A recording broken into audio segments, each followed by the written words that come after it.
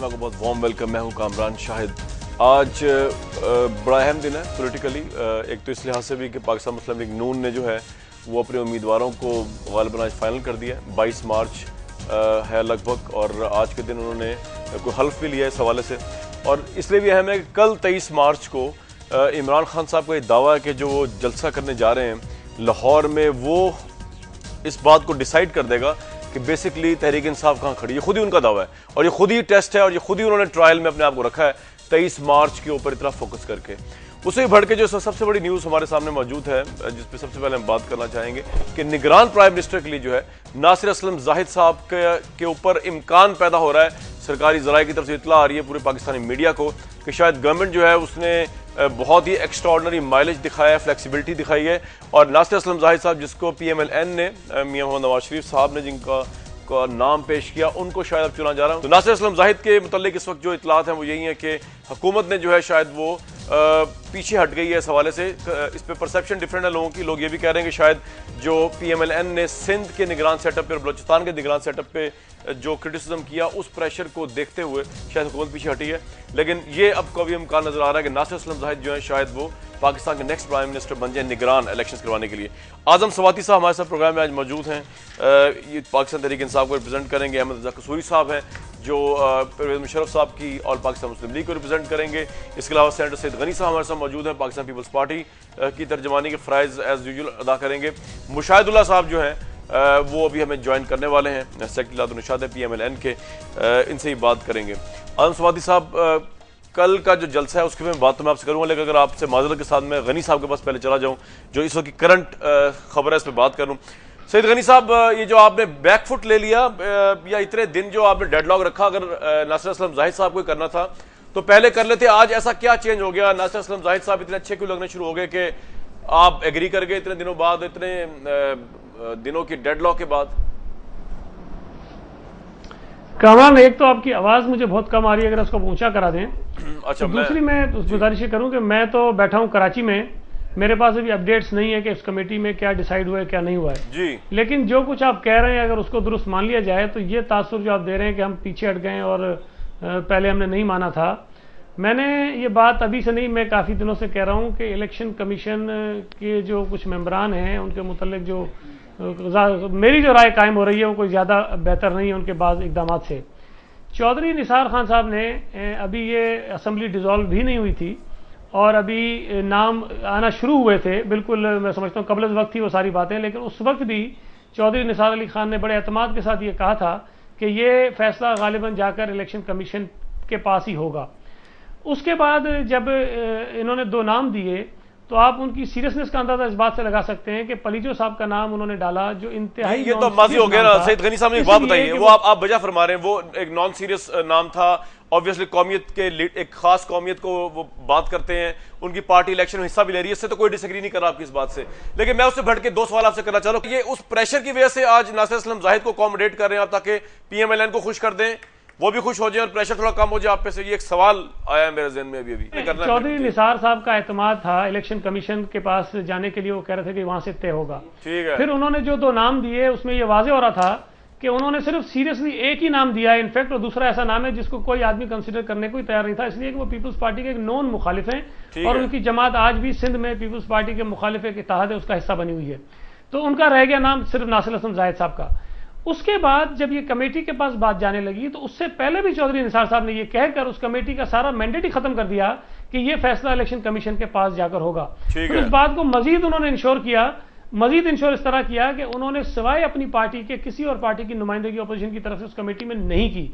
MQM को ठीक है, वो नहीं मानते अपोजिशन में, वो उनकी अपनी मर्जी है, लेकिन JUIF अपोजिशन का हिस्सा है, पाकिस्तान मुस्लिम लीग फंक्शनल अपोजिशन साहब, मैं तो ये कह रहा हूं आप बहुत पीछे जा रहे हैं। मैं तो कह रहा हूं उससे आगे आ जाए। अब ये नाम जो पीछे नहीं जा रहा हूं, अभी तो ये बातें चल रही हैं, पीछे मैं कहां जा रहा हूं? नहीं, अब तो नाम ये नाम आपके सरकारी ज़राए कह रहे हैं ना, तो नासिर असलम जाहिद को मान लिया ना आप लोगों ने, प्राइम मिनिस्टर मान रहे हैं ना? सुन तो लेना मेरी बात, आप क्यों मान रहे हैं ये भी सुन लें अगर हम मान रहे हैं। वो बता दें आप मुझे रीजन। देखिए, ये बात तय थी, ये बात बिल्कुल तय थी कि अगर इलेक्शन कमीशन के पास ये मसला जाएगा तो नासिर असलम जाहिद साहब के अलावा कोई प्राइम मिनिस्टर नहीं होगा, इसलिए कि चौधरी निसार साहब का जो एतमाद था वो ये बात वाजे कर रहा था कि वो इसलिए इलेक्शन कमीशन के पास लेकर जाना चाहते हैं कि उनकी मर्जी का प्राइम मिनिस्टर इस मुल्क में लग जाए। तो ये एक मेरा ख्याल है कि बड़ी एक बुरी बात है कि इलेक्शन कमीशन के जो मेंबरान हैं उनका भी मैं समझता हूं कि एक इमेज खराब करने की कोशिश की चौधरी साहब ने। ये अलग बात है कि आइन में ये बिल्कुल तरीकेकार दर्ज है, इलेक्शन कमीशन को फैसला करने का इख्तियार है, लेकिन उन्होंने कोशिश ये की कि कोई ऐसा तो अब आप करेंगे क्या? अब तो आपने मान लिया ना, अब तो आपने मान लिया, तो अब अगर इलेक्शन कमीशन फैसला हमारे पास कोई चॉइस है? देखिए, या तो इलेक्शन कमीशन में चला जाए, वहां से हो जाए, या तो ये कमेटी कर ले, तो दोनों में से एक ही रास्ता था। अगर कमेटी ने मान लिया तो मैं समझता हूं यही बात उनके आड़े होगी। स्वाति साहब, आपको कोई आपको अगर नासिर असलम जाहिद साहब बनते हैं प्राइम मिनिस्टर, तो आपको कोई उन पे एतराज तो नहीं है? देखें जी, अगर इखलाक और किरदार का वो एक पेकर है, चूंकि मेरा प्रोफेसर रहा है। ओह, फिर तो मैंने सवाल गलत पूछ लिया आपसे। 1970 और 71 आप बायस्ड हैं उनके लिए। मैंने 1971 और 71 में सिंध मुस्लिम लॉ कॉलेज में उनसे ही पढ़ा है। फखरुद्दीन जी इब्राहिम जो हमारे इलेक्शन कमिश्नर हैं, चीफ इलेक्शन कमिश्नर, तो आपकी जेब में ही है, तो फिर एक जेब की बात नहीं। देखें, कैरेक्टर जो है, अगर आपका भाई है, आपका उस्ताद है, आपका रिश्तेदार है, आपका फ्रेंड है।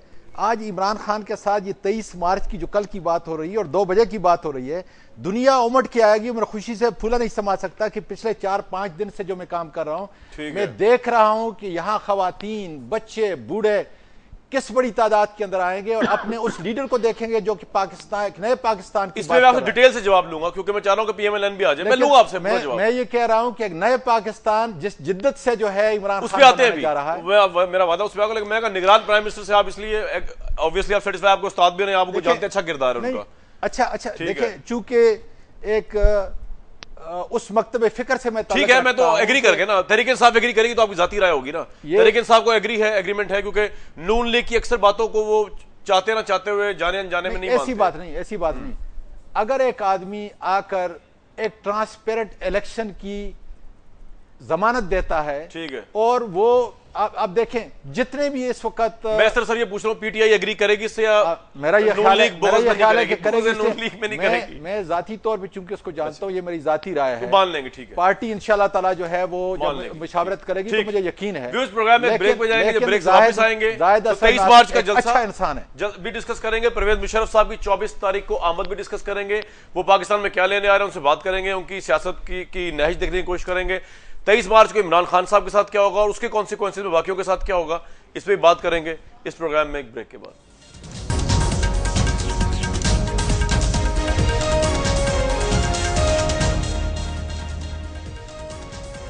इस प्रोग्राम बहुत बहुत वेलकम आपको। मुशाहिदुल्लाह साहब ने हमें ज्वाइन किया, मुस्लिम लीग नून को ऑब्वियसली रिप्रेजेंट। मुशाहिद साहब के आने से पहले मैं ये खबर बता रहा था कि नासिर असलम जाहिद साहब सरकारी जराए कहते हैं कि वो मान लिया गवर्नमेंट ने। तो मैंने सेनेटर गनी साहब जो प्रोग्राम में शिरकत कर रहे हैं पीपल्स पार्टी के, उनसे मैंने कहा कि जी आपने जो क्रिटिसिज्म हुआ है नून लीग का आप पे, ये नून लीग का जो आपने सेटअप बनाया सिंध और बलोचिस्तान का, उसको प्रेशर को ऑफशोर करने के लिए किया। तो उन्होंने कहा नहीं, वो जॉय निसार साहब पहले ही इस मामले को इलेक्शन कमीशन के जरिए करवाना चाहते थे नासिर असलम साहब के हक में। तो हमने कहा इससे पहले कि वो करें, हम कर ही देते हैं, इससे क्या फर्क पड़ता है। तो इससे लगा ऐसे कि शायद आप जो है वो इलेक्शन कमीशन के साथ मिले हुए हैं। सईद गनी साहब की बात सुन के मुझे ऐसा लगा। जी बिस्मिल्लाहिर्रहमानिर्रहीम। सईद गनी हमारा भाई है और इसका आजकल एजेंडे पे एक तो जजों के खिलाफ ज़रूर बोलते हैं। हाँ, ये इनका पक्का एजेंडा है। बहरहाल वो ठीक है, जो भी है उनका मसला। लेकिन बात ये है जी कि ये जो 3 स्टेजेस हैं, ये कॉन्स्टिट्यूशन ने 20वीं तरमीम के तहत तय की है। ठीक है, किसी भी स्टेज पे हो जाए, फर्स्ट पे, सेकंड पे, थर्ड पे, तो कौन किससे करा सकता है? ऐसे मुमकिन है मतलब कि चीफ इलेक्शन कमिश्नर इत्तफाक राय से, पूरी कौम के इत्तफाक राय से बनाए? मतलब ये बात करना कि वो चौधरी निसार उनसे करा लेंगे, ये उनके ऊपर अदम एतमाद है। ये इन्होंने खुद भी एतमाद किया हुआ है ना। तो जिस पे कल आपने एतमाद किया, उस पर आज आप अदम एतमाद कैसे कर सकते हैं? आप उसकी इंटेग्रिटी पे शुबा कर रहे हैं कि कोई शख्स इलेक्शन कमीशन से फैसला ले लेगा। ये इंतहाई ज्यादती की बात है। मैं ये बात इसलिए कर रहा हूं कि इंस्टीट्यूशन को इंस्टीट्यूशन रहने दे। ठीक है, मतलब ठीक है, हुकूमत आपकी खत्म होगी, काफी तसादम कर लिया है सुप्रीम कोर्ट से भी, सबसे भी, तो जिस पे इत्तफाक राय किया आपने उसको तो बख्श दे, मेरा ख्याल है। और फिर ये है कि देखें ना, ये यार इसमें बुराई क्या है? फर्स्ट स्टेज पे नहीं हुआ, सेकंड स्टेज पे नहीं हुआ, थर्ड पे हो जाएगा तो हो जाए, उससे फर्क क्या पड़ता है? तो गनी साहब, ये आपने इल्जाम लगाया इलेक्शन कमीशन पे, चौधरी साहब को तो आप छोड़े, वो तो खैर सियासी आदमी, लेकिन इलेक्शन कमीशन पे इल्जाम लगाया जी। एक मैं वजाहत कर दूं, देखें, इलेक्शन कमीशन सिर्फ अकेला चीफ इलेक्शन कमिश्नर नहीं है जी, वो 5 मेंबरान पर मुश्तमिल इलेक्शन कमीशन है, जिसमें 1 वोट चीफ इलेक्शन कमिश्नर का भी है। वो अच्छे आदमी है, उनकी नीयत तो मुझे बिल्कुल शुबा नहीं है, लेकिन मुझे आप कामरान समझा दीजिए कि पहले दिन से चौधरी निसार साहब के ये एतमाद की क्या वजह थी, और उन्होंने कोशिश की कि पहले तो खुद उनके अपने हाथ में था कि कंसल्टेशन करें पीएम के साथ, वो उन्होंने नाकाम बनाया। फिर उन्होंने कोशिश की और उसको इंश्योर किया कि कमेटी में ये डिसाइड ना हो सके, अपने 4 मेंबरान डाल के और पहले से ये कह करके ये इलेक्शन कमीशन के पास जाएगा। ठीक है। और उसका सबूत ये है कि दूसरा नाम उन्होंने दिया ही ऐसा था जिसपे किसी को इत्तेफाक रहा। चौधरी साहब जो है, चौधरी साहब नवाज शरीफ साहब ने प्रेस कॉन्फ्रेंस में भी कहा जी मौलाना फजल रहमान की वह नाराज हुए, मेरी वह नाराज हुई। चौधरी निसार साहब कुछ थोड़ा बहुत ज्यादा रिजिड अप्रोच अपना लेते हैं। चौधरी निसार अली अपने तौर पे और शहबाज शरीफ साहब पीपल्स पार्टी इनके बहुत खिलाफ है। अच्छा। हमारी पार्टी में सबसे ज्यादा 2 बंदों के खिलाफ है। हालांकि इस तरह के 2 आदमी इस पार्टी में होते ना, आपकी तो अपनी पार्टी में भी बहुत सारे लोग ऐसे हैं। मेरी बात तो सुन लेना अब हमारी, अगर इस तरह के 2 बंदे आपके अपने यहाँ भी बहुत सारे लोग ऐसे हैं। चले सुन लें, फिर वो मैं आपकी भी बताऊं, आपका कच्चा झट्टा खोलूं, फिर वो आपकी पार्टी का, वो आपको पता है, आपको भी पता है, मुझे भी पता है, और हम दोनों को भी पता है। सब खोल दिया करें, इस तरह ना किया करें। मैं पहले एक बात तो खोल दिया करें, मैं पहले एक बात तो कर लूं ना। अगर ये 2 बंदों के बड़े खिलाफ हैं, शहबाज शरीफ साहब के और चौधरी निसार के। हालांकि अगर इस तरह के 2 आदमी इनकी पार्टी में होते ना, तो आज लोग ये कह रहे होते ये पार्टी जीत जाएगी। इसलिए कि दयानतदारी की इंतहा है ना, कि चेयरमैन पब्लिक अकाउंट्स कमेटी बनाया तो 150 अरब बचा के दे दिए उसने। शहबाज शरीफ ने जो कुछ किया है वो तो एक हिस्टोरिकल काम किया है ना। ठीक है। लेकिन जो बंदा काम करेगा, दयानतदार होगा, पीपल्स पार्टी उसके जरूर खिलाफ बोलेगी, ये ध्यान में रखिएगा। ठीक है, मतलब कि भाई आप या तो आपकी कोई क्रेडिबिलिटी हो आपकी पार्टी की, आपकी लीडरशिप की, मतलब ये वो पार्टी बोल रही है कि जिसकी लीडरशिप ने आखिरी दिन जाते जाते भेड़ियों की तरह इस मुल्क के खजाने को लूटा है, बैंक खोल खोल के। उनको चौधरी साहब बुरा ही लगना चाहिए, उनको शहबाज शरीफ भी बुरा लगना चाहिए। ठीक है भाई, बात यह है, आपको मसला क्या है जी, वो पहले दिन आप आज तय कर लेना, चौधरी निसार की बात खत्म कर देना, तय करने कमेटी में 2 लोग बैठे हुए हैं ना, क्यों नहीं करते आप? मिलकर माटी के ये बात तो आपकी पॉइंट ऑफ व्यू आपकी तरफ से आ गया। अब मुझे जाना है अहमद रजा कसूरी साहब की तरफ, क्योंकि 24 तारीख को परवेज मुशर्रफ साहब। अहमद रजा कसूरी साहब, सवाल जरा इसलिए हार्ड है क्योंकि रियलिटीज बड़ी हार्ड है, तो मैं आपसे एक हार्ड क्वेश्चन करने लगा हूं इस हवाले से कि जो क्रिटिक्स हैं वो ये कहते हैं कि परवेज मुशर्रफ साहब जो है उन्होंने 10 साल में इतने दुश्मन यहां बनाए, चीफ जस्टिस साहब के साथ जो उन्होंने किया, चीफ जस्टिस साहब इस पावर में है, बेनजीर भुट्टो साहब कत्ल का इल्जाम, FIR मुकदमे उनके ऊपर खुले हुए हैं, उधर से तालिबान थ्रेट कर रहे हैं, उधर से लाल मस्जिद वाले जो उनका इंतजार कर रहे हैं, उधर से अकबर बुख्ती साहब के मामले पे उनके बेटे तलाल बुख्ती ने उनपे प्राइज मनी रख दी हुई उनके कत्ल पे परवेज मुशर्रफ साहब के। इन हालात में किस तरह लेवल प्ले फील्ड एंजॉय करेंगे परवेज मुशर्रफ साहब, और करने फिर क्या आ रहे हैं इतने प्रेशर में, जब उनको अपनी जान का खतरा है तो पार्टी किस तरह ऑर्गेनाइज करेंगे, संभालेंगे, इलेक्शन चलाएंगे? कसूरी साहब देखें, पहले तो मैं आपको बताऊं कि आज उनकी तमाम केसेस में बेल हो गई जी, और बेल भी जो 1-1 लाख रुपए का मुचलका, जो कि नॉर्मली इस किस्म के मुकदमे में 10-15 लाख से पहले मुचलका कम होता ही नहीं है, और 2-2 मिनट की, हार्डली 2 मिनट्स, कोई बहस कोई मुबासा नहीं, 2-2 मिनट की प्रेजेंटेशन में कोर्ट से दे दी। आप इसको, इस एनवायरमेंटल चेंज को महसूस नहीं कर रहे कि यहां था कि जी वो एयरपोर्ट से ही लांडी जेल में चले जाएंगे, लांडी जेल का कमरा पॉलिश करा दिया गया है। तो आज वो अदलिया जिसके बारे में ये तासर दिया जा रहा था कि वो अदलिया उनको लैंड करते के साथ ही उनके जो अपने वारंट ऑफ अरेस्ट जो पड़े हुए हैं और वो उस पर इंप्लीमेंट होते हुए उनको पकड़ लिया जाएगा।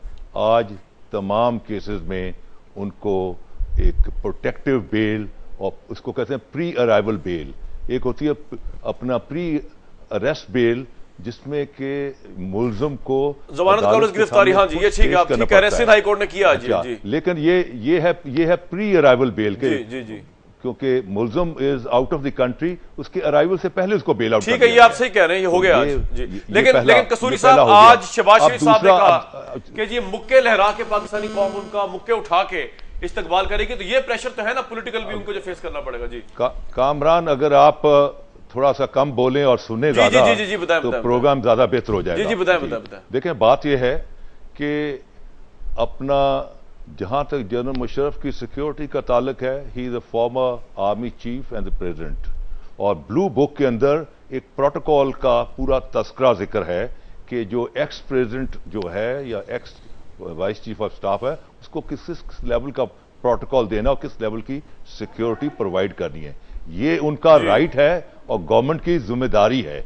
तो आउटर सिक्योरिटी उनकी जिम्मेदारी होगी, इनर सिक्योरिटी जो है वो हमने तमाम जो एसएसजी के रिटायर्ड कमांडोज हैं वो हमने हायर कर लिए हुए हैं। They will be looking after the inner security and एक बॉम्ब प्रूफ जो व्हीकल है that has also been arranged. We are quite capable of taking care of his security and हमें किसी से खौफ नहीं है। ये जो गीजर भपकियां मुझे एक बात बताया ना, मेरी बात तो बुक्ति वगैरह दे रहे हैं, it means neither here nor there. मैं बुक्ति साहब की बात ही नहीं कर रहा, वो तो उनकी बात है। अवाम ये तो कह रहे हैं क्योंकि उन पे चार्जशीट इतनी लंबी है तो मुझे बोलना पड़ना ज्यादा, और वो मेरे चार्जशीट तो नहीं, मेरे लोग बात करते हैं क्रिटिक सुन के, तो आपको सुनना पड़ेगा। पंजाब के वजीर आला, अरे सुन ले मेरी, पंजाब के वजीर आला जो है उन्होंने ये कहा, वो तो होगी ना बुक्ति साहब की बात, और आपने सिंध हाई कोर्ट से बेल ले ली। अब मुझे बोलने देंगे क्योंकि सवाल है, जवाब आपसे लूंगा फिर आप बोलिएगा।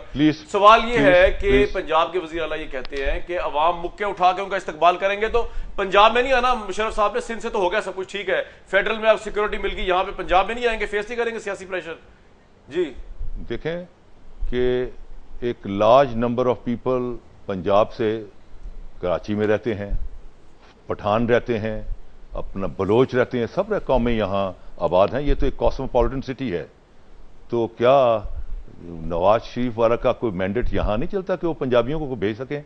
बात यह है कि एक जो खामोश अक्सरियत है जो कि बड़े पुरसकून तरीके से एक तकाबल कर रही है, इनके 5 साल और 8 साल जनाब मुशर्रफ के, कि जिसमें खुशहाली थी, जिसमें मुल्क में इस्तेकाम था, जिसमें मुल्क की इज्जत और एहतराम था बैनुल अक़वामी दुनिया में, और इनके 5 साल जो हैं वो जहन्नम नजर आते हैं, और जनरल मुशर्रफ के जो 8 साल हैं वो लोगों को जन्नत नजर आते हैं। यहां जमहूरियत और रूल ऑफ लॉ के नाम पर लोगों ने फाका कशी काटी, लोगों ने अपना खुदकशियां की, भूख नंग, अफलास, जहालत, और जहां तक रूल ऑफ लॉ का ताल्लुक है तो सुप्रीम कोर्ट के दर्जनों जो ऑर्डर्स हैं वो पेंडिंग पड़े हुए हैं, जो कि उनकी जिम्मेदारी थी under article 190 of the constitution. Kasuri साहब जवाब आ गया आपका बड़ा कॉम्प्रिहेंसिव। जी आपका मैं आगे रखता हूं मुशाहिद साहब, ये जो बात मैंने आपसे की कि जी मैं आप इसके आप कमेंट करने, इसमें कमेंट करना। शरफ साहब का यहाँ पर आमद मेरे लिए कोई खबर नहीं है। अच्छा, वो इसलिए कि पाकिस्तान के शेरी और काश के अल्ताफ हुसैन साहब यहाँ आकर अपने आप को कौम के सामने पेश करें। जी जिस तरीके से ये 23 मार्च का कल का जलसा है और हम अपनी कौम के सामने अपने आप को पेश कर रहे हैं, यही तर्ज जमहूरियत होना चाहिए और यही तरीकेकार होना चाहिए। आपको कोई फर्क नहीं पड़ता मुशर्रफ साहब कह रहे हैं, देखिए ठीक है आपको नहीं पड़ता, लेकिन मेरा सवाल बड़ा पर्टिनेंट, उन्हें कानून का एहतराम करना होगा। ठीक है, कानून के अगर उनके खिलाफ केसेस हैं उनको जवाब देना पड़ेगा। ठीक है, और अपने आप को कौम के सामने जो है पेश करना पड़ेगा। मेरे लिए बहसियत शेरी के, सुने, बहसियत शेरी के ही इज वेलकम, और उसको मेरा ख्याल है कि अल्ताफ हुसैन साहब को भी यहाँ पे आना चाहिए, कौम के सामने पेश होना चाहिए। बंदा नहीं बना पूछता, मुझसे आपका पॉइंट आ गया। जी जी आपका पॉइंट आ गया मुशाहिद साहब, मतलब आप इलेक्शन में उनकी नाअहलियत के लिए जाएंगे, क्या करेंगे? या आप समझेंगे नहीं ठीक है स्वाति साहब इस तरह कह रहे हैं लेवल प्ले फील्ड होना चाहिए, या मुक्के लहराएगी पंजाब की आवाम शहबाज शरीफ साहब के अंडर? जी नहीं, मुक्के तो जो है ताले आजमा जर्नैल लहराता है और लोगों को कत्ल करने के बाद लहराता है। हमारे भाई हैं बड़े काबिल एहतराम अहमद रज़ा कसूरी साहब, इनकी बड़ी हिस्ट्री है, इन्होंने बड़ी जंग लड़ी, और ख़ास तौर से जब इनके वालिद को कत्ल किया गया तो उस वक्त मकतूल की जंग थी जो इन्होंने बड़ी अच्छी लड़ी और कामयाबी से लड़ी। लेकिन आज ये अजीब व गरीब बात है कि कातिल की जंग लड़ रहे हैं ये, और ये मुशर्रफ के दौर को ये जन्नत, क्या जन्नत में लाल मस्जिद की बच्चियों के चीथड़े उड़ाए जाते हैं, वही जन्नत नज़ीर दौर था जिसमें 12 मई हुआ, जिसमें चीफ जस्टिस को एंटर नहीं होने दिया और रात को इन्होंने अपने मुक्के लहराए वहाँ पे।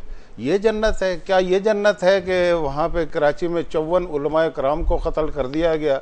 और क्या जन्नत में आफिया सिद्दीकी को उसके शीरखार बच्चे के साथ अमेरिकियों के हवाले किया गया, उसको ठुड्डे मार के परवेज़ मुशर्रफ के दौर में?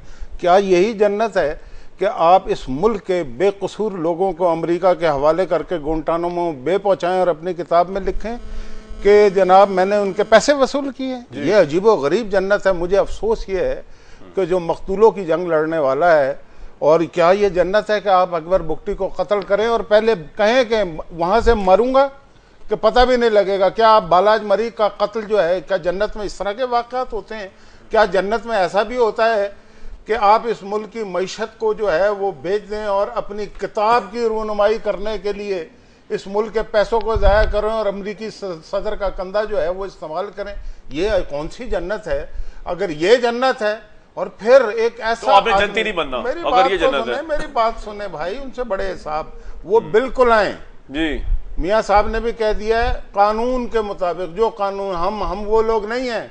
मुशर्रफ ने यह कहा था कि मैं नवाज शरीफ को नहीं आने दूंगा, बड़े मुतकब्बिराना अंदाज में। हम नहीं ये कहते, हम कहते हैं वो सिटीजन है, जरूर आए। लेकिन आज मजलूम बन के हमने जनाब कुछ किया ही नहीं भाई। वो है ना कि इद्दाए पैरवी इब्ने मरियम और तू देख अपनी कोनियां जिनसे टपकता है लहू, और जालिमों के वास्ते ज़ेबा नहीं है शोरो शैन। कल जो कहते थे यजीदो शिमर कहते हैं हुसैन, हैं कल तो शेर तो कल तो बड़े सीने फुला फुला के आपने इस मुल्क की जमहूरियत को अपने पैरों तले कुचला। आपने इस मुल्क में इमरजेंसी लगाई जिसकी वैलिडिटी आपको नहीं मिली। ठीक है, आपने इस मुल्क की फौज को जितना बदनाम किया उसकी मिसाल माजी में नहीं मिलती, और आज आप मासूम बन के आ रहे हैं। कसूरी साहब, आप मासूम नहीं बन सकते, आप एक कातिल का केस लड़ रहे हैं। मैं जरा एक बात जवाब लेके मैं आपको बताऊंगा। नहीं, एक बात करते हैं, फिर कसूरी साहब बात करें जी, ताकि कोई कंफ्यूजन न रहे। फिर कहेंगे मैं बोल रहा हूं कसूरी साहब, मैंने वाज़ेह तौर पे ये कहा है कि बहसियत एक शरीक है, उसको आकर उसके खिलाफ जितने भी चार्जेस हैं, और मेरा ये ख्याल है क्योंकि कसूरी साहब हमारे अजीज और हमारे बुजुर्ग और दोस्त भी हैं, उसको कानून के सारे ज़ाब्ते पूरे करने पड़ेंगे। ये पॉइंट आपका आ गया।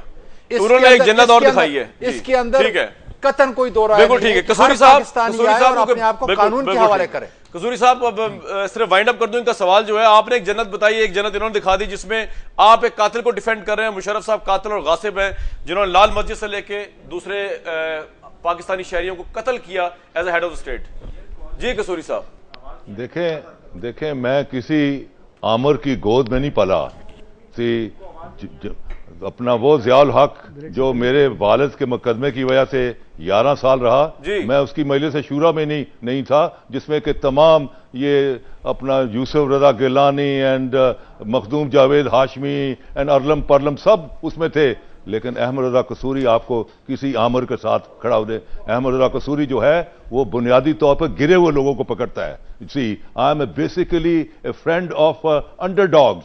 Bhutto, when he was underdog, I picked up a weeping Bhutto from Lahore railway station on 22 of June 1966, और जब मैंने उसको इक्तदार के घोड़े में बैठा दिया तो मैंने उसको खुदा हाफिज कह दिया कि तुमने नारा मारा है, उधर तुम इधर हम, खुदा हाफिज। मैं तो इस पाकिस्तान, मेरा पाकिस्तान के साथ हीर रांझे वाला ताल्लुक है। मैंने इस मुल्क के लिए अपने बाप तक को शहीद किया। मैं आमरों वामरों के साथ नहीं चलता। मैं एक ऐसे शख्स के साथ हूं जो कि जिसकी एक इंटरनेशनल एक एक्सेप्टेबिलिटी है। ये मोस्ट क्रिटिकल एरिया है। आज तमाम बैनुल-अक़वामी दुनिया की आंखें यहां लगी हुई हैं। And general Musharraf is a tested horse. He is a one who can take out the country from the quagmire of international crisis। ये है उसका स्टेटस। ये बाकी जो किरदार हैं इनमें कोई कैपेसिटी नहीं है कि पाकिस्तान को एक स्टेबल, खुशहाल और मजबूत पाकिस्तान बनाने के। अच्छा, मुझे एक सवाल पूछ लो, आपने मुझे फिर कह दिया, मैं वैसे सवाल पूछूंगा, बोलूंगा नहीं आपके आगे। आप सवाल का सिर्फ सवाल कह दीजिए। सवाल मेरा जो था ना, देखें आपकी इस बात से हो सकता है बहुत से लोग एग्री कर रहे हो कि इंटरनेशनली रिकॉग्नाइज्ड हैं वो, और टेस्टेड टाइम्स में 10 साल पाकिस्तान वॉर ऑन टेरर को उन्होंने आपके नजदीक अच्छा लीड किया। सर सवाल ये नहीं है, आप चाहे तो जवाब दे दे, नहीं चाहे तो मैं गनी साहब के पास जाऊंगा। सवाल ये था कि आपने कहा जन्नत जो थी उसको बेड़ागर्क कर दिया इस 5 साल के हुक्मरानों ने, जिनमें PMLN भी है, पीपल्स पार्टी भी है। तो मुशाहिदुल्लाह साहब जो है वो ये कह रहे हैं कि आपकी जन्नत, जिस जन्नती को आप लीड कर रहे हैं मुशर्रफ साहब को, उसमें तो कत्ल हुआ, लाल मस्जिद का खून बहा, बुख्ती साहब कत्ल हुए, बलोचिस्तान हमसे अलग होने के दर पे है, उलमा कराम का कत्ल हुआ और वो मुक्का लहराया करते थे। तो मुशाहिदुल्लाह साहब कह रहे हैं आज आप एक डिक्टेटर या गिरेवे की बहस को छोड़ दें, आप एक कातिल को डिफेंड कर रहे हैं कसूरी साहब और आपकी पार्टी। जी देखिए, बात यह है, सुनिए जी, यहां एक आर्गुमेंट बनाया जाता है कि जनाब हमें विरसे में मिली चीज। भाई विरसे में तो 1-2 हफ्ते तो चलो आप कह सकते हैं विरसे में, लेकिन 5 साल गुजरने के बाद एक कॉन्स्टिट्यूशनल गवर्नमेंट होने के नाते what stop you to take a U turn और आप सारी जनरल मुशर्रफ की पॉलिसी को खुदा हाफिज कह के आप अपने रास्ते पे चलते, लेकिन आप यू फॉलोड दैट पाथ, इसका मतलब है either you were so damn incompetent और आप में अहलियत ही नहीं थी कि इसको तब्दील कर सके, या जनरल मुशर्रफ की पॉलिसीज में इतना चार्म था, इतनी एक्सेप्टेबिलिटी थी कि आपने उसको फॉलो किया। ठीक है जी, मुझे ऐसा कुछ कहेंगे आप, फिर ब्रेक पे जाऊं। नहीं, ये बात या तो आप फारिग थे, ये और बात नहीं, देखे ना, ये बात तो ये फेडरल गवर्नमेंट को कह रहे हैं और ये दुरुस्त है कि उनकी लेगेसी जो एनआरओ किया था उसके तहत उन्होंने फॉलो की और उसके बाद करप्शन में पड़ गए, तो जाहिर है वो बुरी तर्ज हुक्मरानी थी। लेकिन फिर ये जवाब इस बात का नहीं है कि परवेज मुशर्रफ का दौर सही था, उसने तो बर्बाद किया इस मुल्क को। जब कोई ताले आजमा जर्नैल कसूरी साहब नहीं मानते, देखे ना, कसूरी साहब ना माने, उनकी मर्जी है, बड़े आदमी है वो, ज़ियाउल हक की वो जरूर बात करेंगे, लेकिन परवेज मुशर्रफ उनके लिए जमहूरियत की फाख्ता बन गई है। मतलब ये अजीबो गरीब बात है। बात ये है कि देखें चार्ल्स डिगॉल जो था वो भी फौजी था, लेकिन पॉलिटिकल प्रोसेस है, he became the most powerful. ठीक है, मैं ब्रेक पे जाऊंगा। General Eisenhower five-star general, he joined a political party. ठीक है, कसूरी साहब ब्रेक पे जाना है, powerful prisoner of United state. General Musharraf इस पैटर्न को फॉलो कर रहे हैं, जिस पैटर्न को फॉलो कर रहे हैं, लेकिन जी मैंने सवाल आपसे किया तो जवाब दीजिए। मेरे भाई एक सेकंड, ये क्रॉमेल जो है वो भी जर्नल था, ठीक है, तो उसके साथ क्या हुआ था पता है आपको? 3 दिन लाश उसकी टंगी रही थी। कोई लोगों को दिलों में चाहत तो इतराम नहीं है, खौफजदा है। मुझे बताएं कि मुझे बताएं कसूरी साहब ये बताइए, कसूरी साहब मुझे बताइए कि आज तक किस जर्नल को वोट दिया इस कौम ने? आपने कितने जर्नलों को वोट दिया है? अभी आपकी लड़ाई होगी अनकरीब इंशाल्लाह, आपने खुद थप्पड़ मारने परवेज मुशर्रफ को। इस दफा इंशाल्लाह देखें जी, अगर इलेक्शन हुए, अच्छा, इलेक्शन होते भी नजर नहीं आते। बात ही खत्म कर दी, कसूरी साहब ने इलेक्शन कह रहे होते नजर नहीं आ रहे, लेकिन इसके बाद हम ब्रेक पे जा रहे हैं, ब्रेक से वापस आएंगे तो कल 23 मार्च का जलसा इंपॉर्टेंट डिस्कस करेंगे और किस हद तक जो है वो इमरान खान साहब का तख्ता या धर्म तख्ता हो सकता है, और फिर उसी का कॉन्सिक्वेंस में दूसरी चीजों को भी देखेंगे। वापस आते हैं एक ब्रेक के बाद।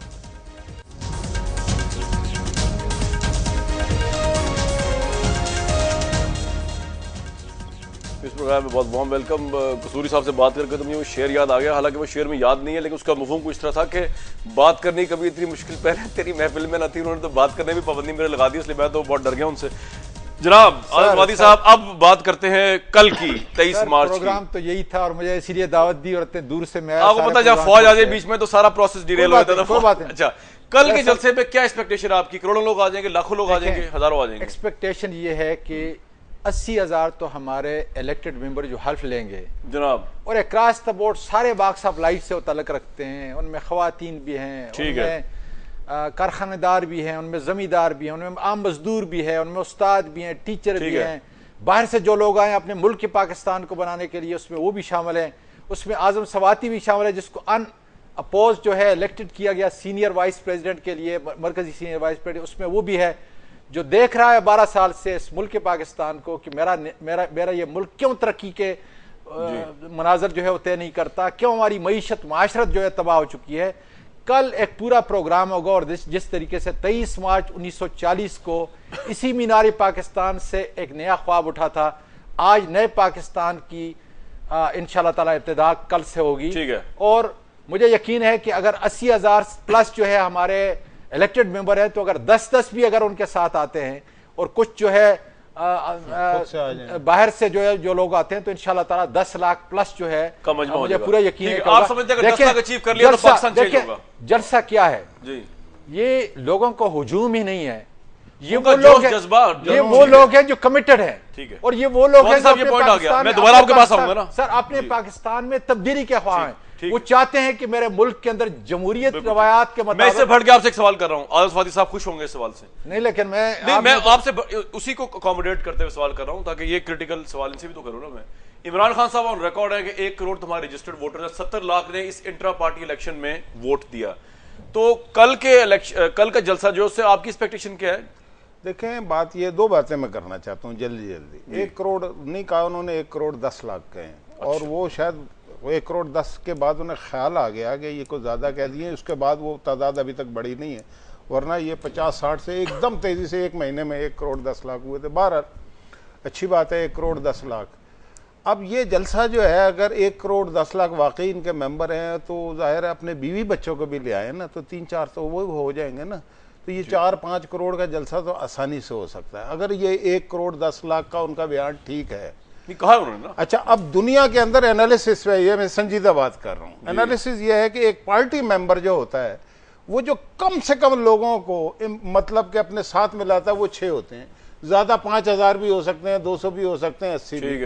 अच्छा, 1 करोड़ 10 लाख का मतलब है कि आइंदा इंतखाबात में इस मुल्क में किसी को वोट ही नहीं पड़ना, क्योंकि 4 करोड़ से नीचे नीचे वोट पड़ेंगे वो इनके मेंबर ही हैं और उनके बीवी बच्चे हैं, ठीक है।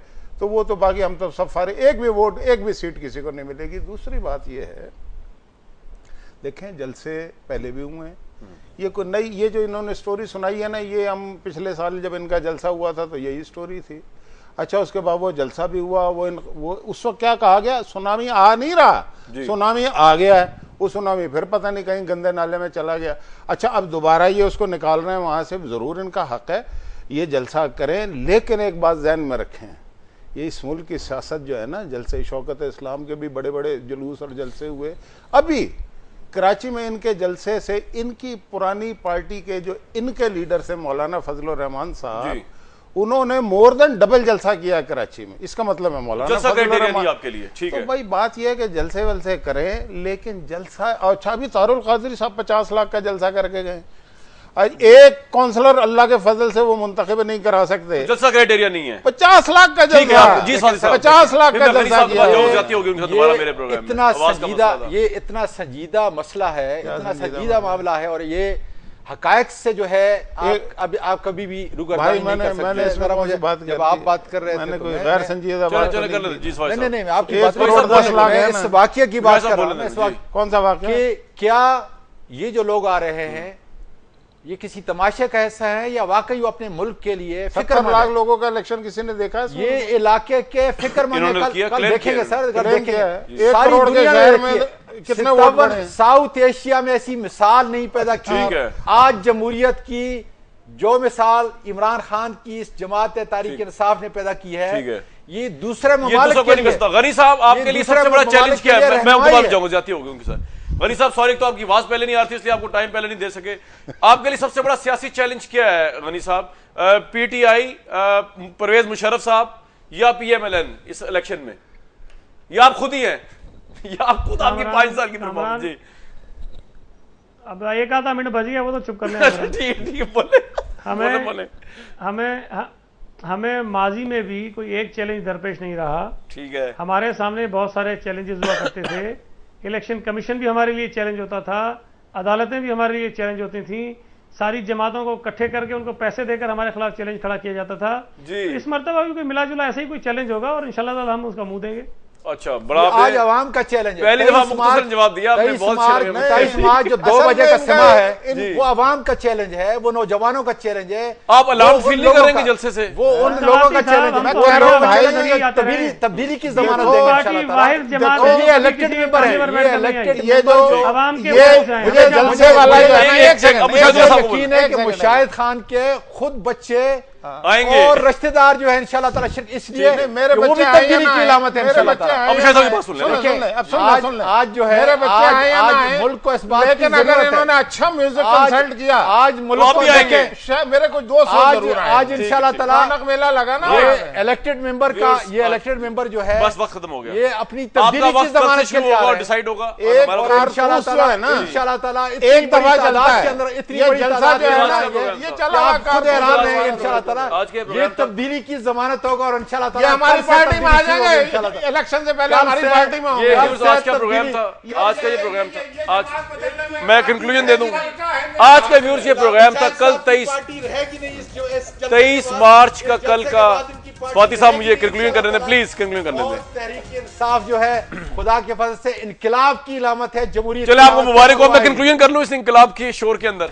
जी व्यूअर्स, ये आज का प्रोग्राम था। इसमें आदत फाती साहब जो हैं वो बहुत ज़्यादा एक्सपेक्टेशन रख रहे हैं कल के जलसे के लिए। मुशाहिदुल्लाह साहब समझ रहे हैं कि कॉन्सर्ट होगा और अच्छा कॉन्सर्ट होगा, जबकि सईद गनी साहब कह रहे हैं कि हमें अदालतों से लेकर हर एक से टफ टाइम मिला तो हमें कोई फर्क नहीं पड़ता। और कसूरी साहब जो है वो ये कह रहे हैं कि आप कोई बात ना ही करें मेरे आगे, बस हमें देखते रहे हम करते क्या हैं। ये जनती लोग हैं। जी प्रोग्राम अब तक की यही था व्यूअर्स, कल तक के लिए इस प्रोग्राम के प्लेटफॉर्म से इजाजत दीजिए।